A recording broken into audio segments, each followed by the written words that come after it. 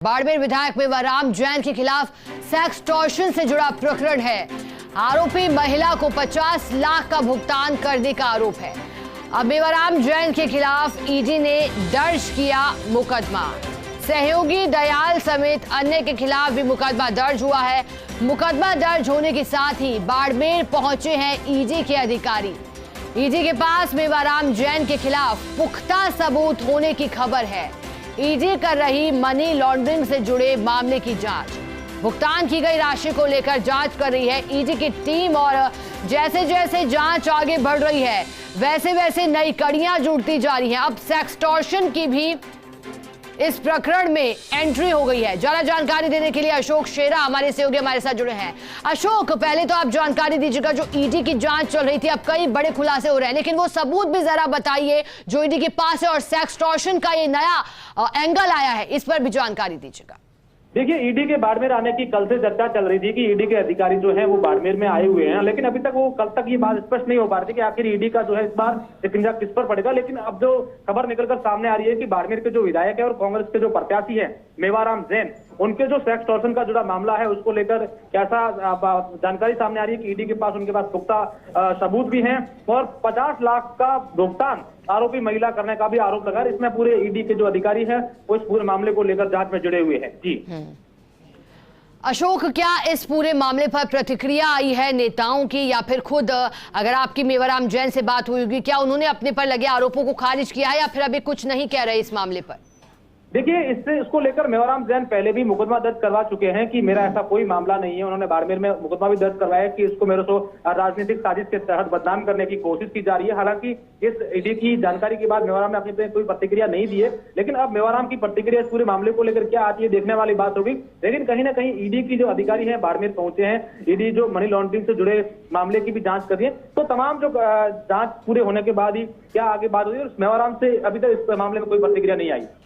Ashok, party पर इसकी क्या पार्टी इसको लेकर क्या प्रतिक्रिया आगे ले सकती है? देखिए, चुनावी माहौल है, चुनावी सीजन है, ऐसे में अब विवाद उपजा है। जहां ईडी की एंट्री हुई थी वहीं सेक्सटॉर्शन की भी बात हो रही है, तो क्या अब पार्टी का क्या नया रुख रह सकता है सामने?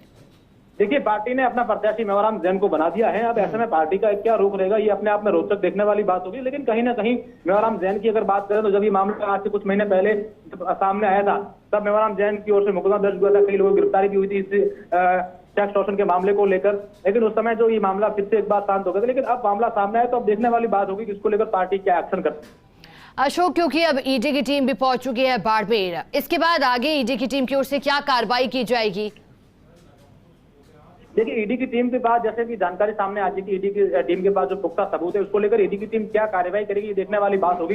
इस पूरे मामले में अगर ईडी के पास पुख्ता सबूत और मनी लॉन्ड्रिंग की बात आई है तो ईडी की जो कार्रवाई होगी वो देखने वाली बात होगी। तो चुनाव के समय इस प्रकार से ईडी की एंट्री से पूरे क्षेत्र में जो है खलबली मच गई है कि अब ईडी की आगे का एक्शन क्या रहेगा। क्योंकि 50 लाख का भुगतान करने का आरोप लगाया गया है अशोक, तो क्या इसको लेकर के भी कोई जानकारी जुटाई गई है अब तक? ये राशि जो है, क्या अगर वाकई सबूत है तो क्या बरामद की गई है? क्या बैंक लॉकर भी खंगाले गए हैं? दस्तावेज कौन कौन से अहम हैं जो साबित हो रहे हैं इसमें?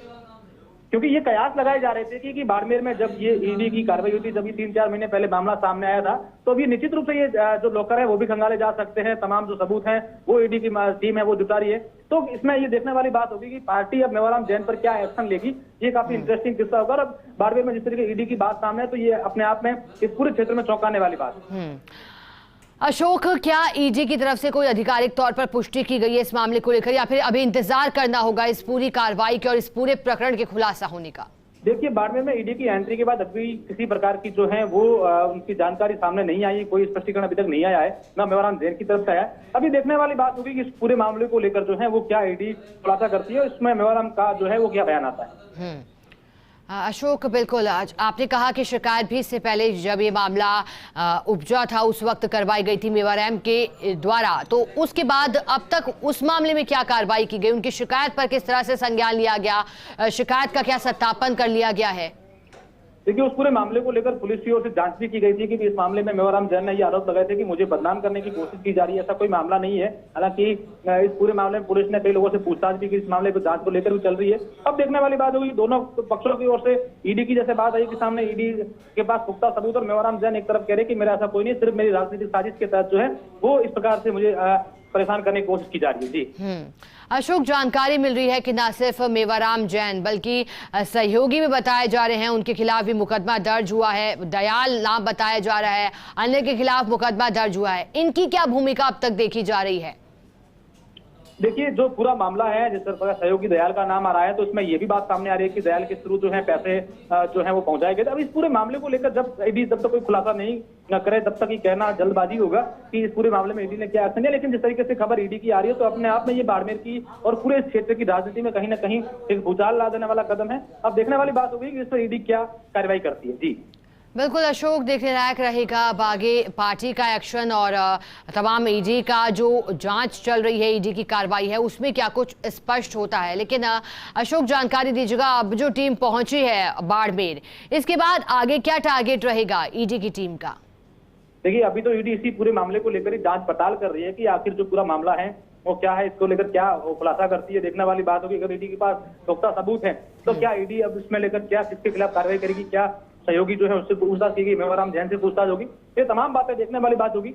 लेकिन फिलहाल जो है ईडी की टीम पूरे मामले को लेकर कार्रवाई में जुटी हुई है। जी अशोक, एक और जानकारी दीजिएगा, जब से मामला उपजा है, जब से ये उन पर आरोप लगे हैं, उसके बाद अब तक की जांच में क्या कुछ सामने आ पाया है?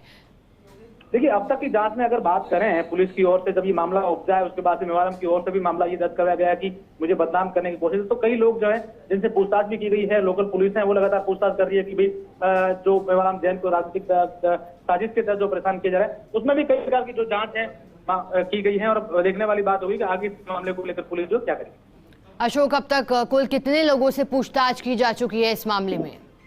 देखिए, अभी जो ईडी की जो सूत्रों से जानकारी मिल रही है, लगातार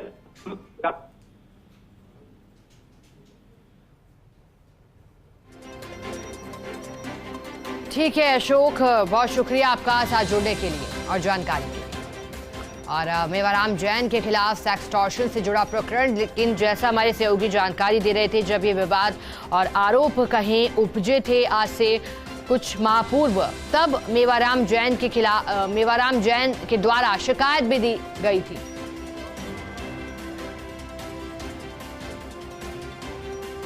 मेवाराम जैन के खिलाफ सेक्सटॉर्शन से जुड़ा प्रकरण है ईडी के पास।